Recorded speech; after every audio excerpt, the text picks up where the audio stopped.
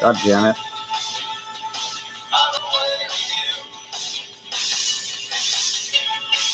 Judge Taylor and Judge Michael Simon.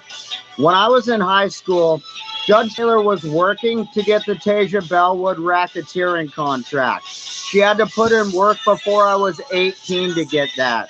Why? She wanted it because of the bribe for Audrey Ward to Judge Michael Simon, Susan Bonamici's husband, because Callahan and her could get out of the terrorism they caused when I was a kid and the arrests of all the people that I made when I was a kid before I was 18. So they thought that the arrest could be used against them for terrorism if any of those kids were to get their records expunged.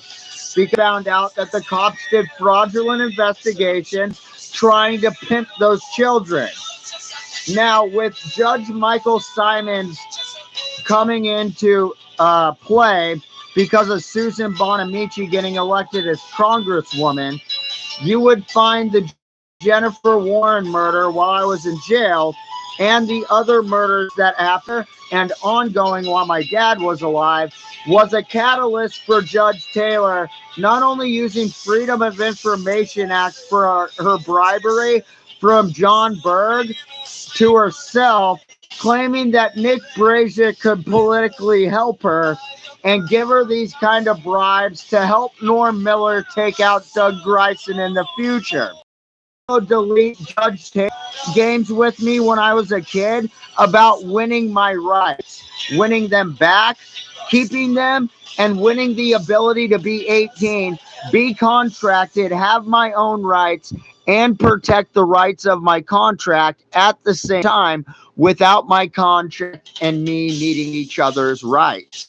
So it gave my contracts their rights, and it gave me the right to talk as a lay advocate, hence I ever needed to in court for any of the attorneys on the contracts against anybody in the government like Callahan or Judge Taylor trying to create a facade of a gang or a criminal organization that is murdering and human trafficking children inside of the Columbia County government, to give it to Susan Bonamici, to give to control over Portland federal courts to her husband, Michael Simon, to give that political control in the future to the state governor, Kate Brown.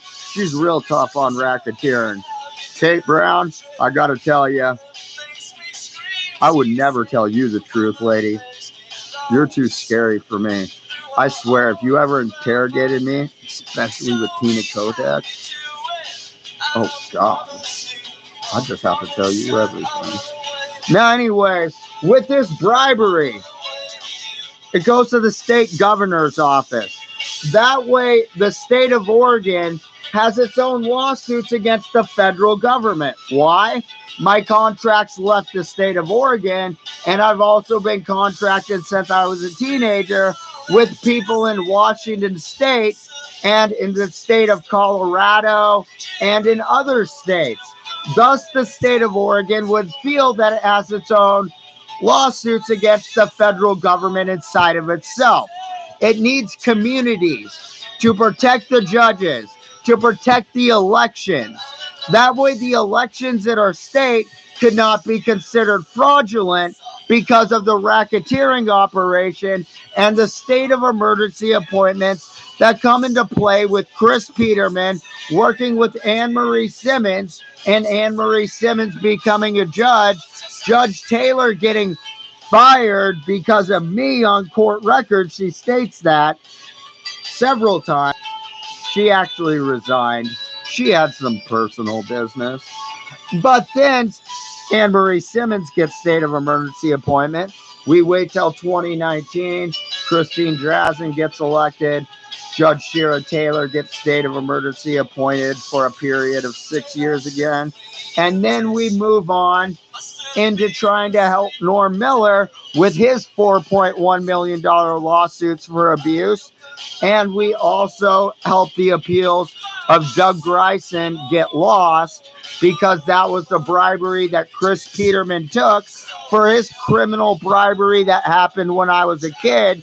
And all the pro bono work was CCMH and my mom helping Carla Herb sign contracts for Judge Callahan and Judge Taylor and John Berg's representation.